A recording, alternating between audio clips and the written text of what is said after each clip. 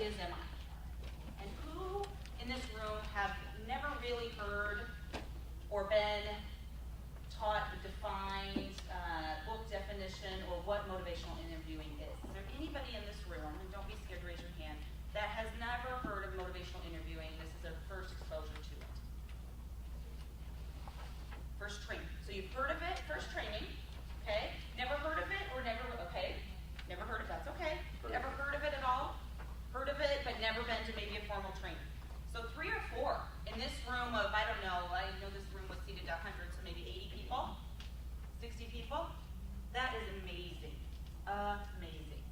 6 years ago when probation started the journey of incorporating motivational interviewing into their repertoire and their skill set and just their way of being, it was really unheard of.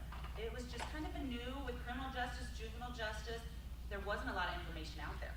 We were polling to find articles, we were kind of creating a lot of things coming from the counseling perspective, because we know in the early 80s, Bill Miller and then Steve Rolnick, who partnered with Bill Miller, those are the creators, the gurus, we call it motivational interviewing. They created it for specifically smaller interventions with substance abuse adult clients. That's where it began. But where it has evolved now, and even the last 6 years especially, in the juvenile justice and criminal justice field, is just amazing and outstanding. And I know friends of mine that are counselors and LMHPs and such, and that I work with very closely throughout the years, are so excited. Wow, probation and juvenile justice and corrections, YRTC, everybody throughout the state, we're all talking the same language now. And what a huge benefit for the youth that we're working with. How beneficial is that? We are all on the same page. Because I guarantee you, those that were counselors and have been for years, because I was probation officer, I started almost 13 years ago as probation in 2000, June of 2000. And it was check-off list, and that's how we spoke to kids. Probation and corrections, it was more check-off list. And so our kids would go to their counselors, and they would open up and they would talk to them, and that was our way of being, because they already got it. The counselors got it. And so we would get calls, and I don't know why this kid's not talking to you, but boy, he sure told me, all about what's going on at home and, everything going on. Well, this is why. That was key. We weren't talking with them. We were talking at them. We were telling them all the things that they needed to do. We were getting them in, checking off the list, right? Do this or else you're going to YRTC. Do this or else. A lot of threatening. That really was the tone in the corrections world.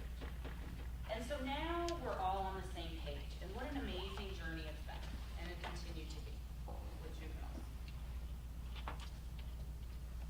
The technical term of MI, which I don't really, I have to write it down because I don't have it memorized, even though it's pretty short, because to me it's more important what motivational interviewing means to you, each one of you in this room. Because it does mean a little differently to each and every one of you. The book term that Bill Miller and Steve Rolnick, the creators of motivational interviewing, says it's a collaborative, person-centered form of guiding to elicit and strengthen motivation for change. It's pretty wordy, especially those of you that are just being exposed to MI. Well, what in the world is that? And we could dissect and really look at, and we're just going to do a brief discussion about it before we get into kind of the core of what we're going to talk about this morning. But I think it's important to talk about those of you that haven't really been exposed much to motivational interviewing, what MI is and what it is not. Because sometimes it's more important to talk about what it's not, because there's not a lot of misconceptions out there. Even now, of what MI is and is not. So what MI is, or I'll start with is not, is a bag of tricks for someone to get somebody to do something. Have any of you, those that have been exposed to MI and have heard people using it, kind of said, oh, I MI'd that kid. I got him to tell me everything I wanted. Have you ever heard of that? Unfortunately, I have. And so there was a lot of retraining about what is the intent of MI. It's not a bag of tricks that's going to get you to change. Because do I really have that authority to change you, Kristen? Yeah. If I tell you, what's your favorite hobby?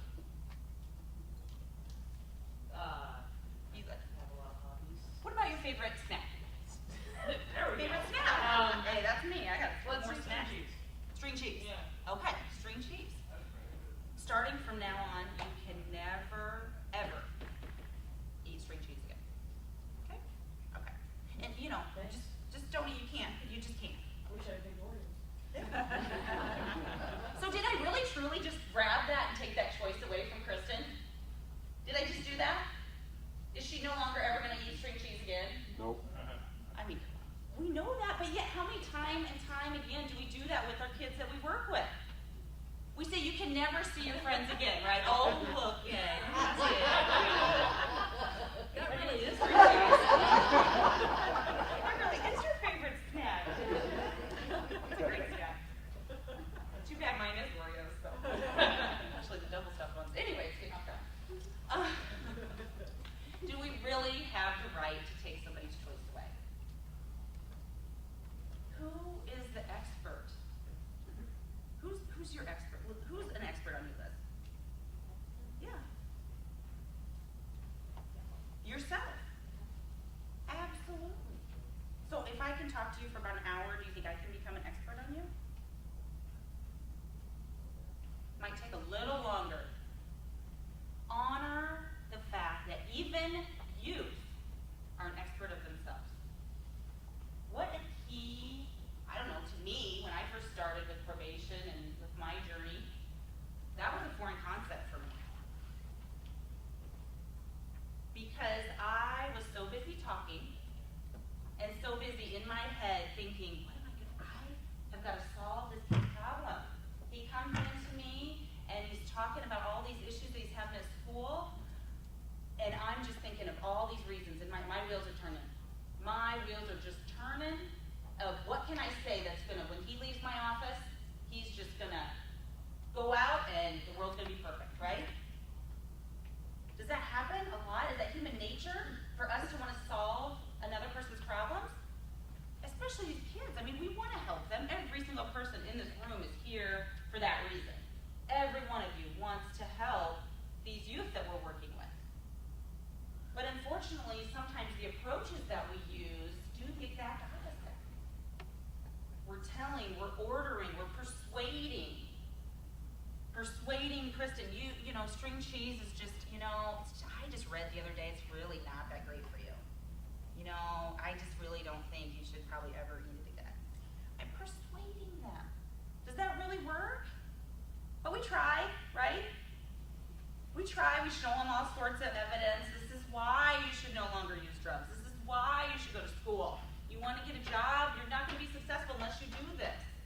We try, and as we're trying so hard, it's really just a lot of times doing the opposite. They might be nodding the head, right? But all along, what are they thinking? She don't know me. She doesn't care. She doesn't come from where I come from. How can she possibly understand? And it took me 6 years to finally get to the point where I figured that out. And it was motivational interviewing that did that for me. Because the first 6 years of my career, I did a lot of telling. Those of you that know me in this room know I like to talk a lot. MI is very challenging for me because I'm not a listener. If any of you have a hard time listening, actively really listening, it's tough. It doesn't come natural for all of us. So for me, motivational interviewing has been a journey, a life-changing journey. Not only in how I have worked with youth and adults, but also in my own personal